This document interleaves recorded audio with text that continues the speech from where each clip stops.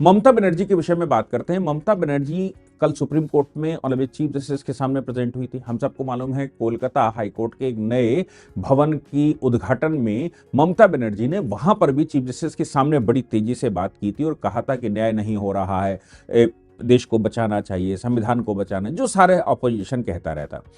अब उनकी हिम्मत बढ़ गई, चूंकि उस समय चीफ जस्टिस कुछ बोले नहीं तो वो चीफ जस्टिस की अदालत में पहुंच गई। अदालत में वो पर्सनल अपियर हुई और मालूम पड़ा कि पूरी पार्किंग भर चुकी थी। वो पर्सनल अपियर हुई, उन्होंने कहा क्या, कोई नई बात नहीं कही। मतलब अगर वो एसआईआर के विषय में कोई ग्राउंड लेकर आती, कुछ उनके पास मुद्दा होता तो समझ नहीं, वो केवल एक पॉलिटिकल स्पीच जो सुप्रीम कोर्ट के सामने दी गई। उन्होंने कहा मैं फोल्डेड हाथ जोड़कर कहती हूं मुझे 5 मिनट दे दीजिए। चीफ जस्टिस ने कहा तुम्हें 5 मिनट नहीं, हम तुम्हें 15 मिनट देंगे। आपको हम 15 मिनट देते हैं। फिर उन्होंने इलेक्शन कमीशन के एडवोकेट की तरफ कहा प्लीज हमें बोल लेने दीजिए, प्लीज हमें कह लेने दीजिए।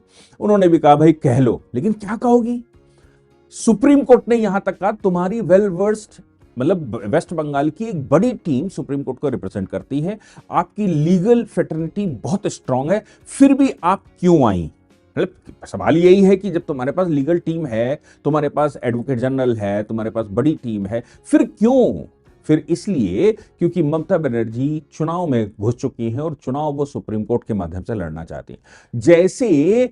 जैसे राहुल गांधी ने वोटर को लेकर मामला बनाया है, वैसे ही ममता बनर्जी भी वोटर को लेकर उन्होंने कहा कि भाई 60 लाख वोट हमारे कट गए और ये वोट जो है बीजेपी काट रही है, इलेक्शन कमीशन बीजेपी के हाथ में खेल रहा है, आप उसको बचा लीजिए। हम पूरी एक्सरसाइज करते हैं, फिर से रिवाइज हो जाता है, हम पूरा मुकदमा लड़ते हैं, हमारी लीगल फेटर्निटी पूरी ताकत लगाती है, फिर से चीजें वहीं से शुरू हो जाती हैं। ये सब सरकार कर रही है, कोई लीगल पॉइंट नहीं। एक लीगल पॉइंट उन्होंने रखा जो मुझे लगता है कि जिस पर बात होनी चाहिए।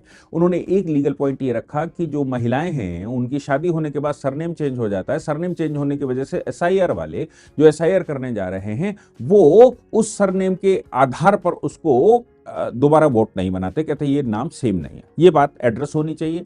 लेकिन सुप्रीम कोर्ट ने नोटिस इशू करते हुए, हालांकि एसआईआर का मामला जब से बिहार चुनाव चल रहा है तब से लगातार और जस्टिस सूर्यकांत की अदालत में चल रहा है, लेकिन फिर भी ममता बनर्जी खुद प्रेजेंट हुई क्योंकि बंगाल का चुनाव है, बंगाल के चुनाव में SIR 50 lakh vote 60 lakh vote cut गया है। वो कह रही हैं कि भाई ये बीजेपी करवा रही है। चीफ जस्टिस ने इस मामले में भी कहा मैं पूरा सुनूंगा। पूरा सुनने के बाद उन्होंने कहा मैडम को बोलने दो, मैडम पूरी बात कह ले। मतलब इलेक्शन कमीशन के एडवोकेट को कहा कि पूरी बात कह ले, मैडम को बोलने दो। और इसके बाद उन्होंने नोटिस शुरू कर दिया। उन्होंने कहा कि कोई भी गलत नहीं होने दिया जाएगा, एसआईआर के मामले में कुछ गलत नहीं होने दिया, किसी का जेन्युइन वोट नहीं कटने दिया जाएगा और जबरदस्ती का कोई काम नहीं होगा।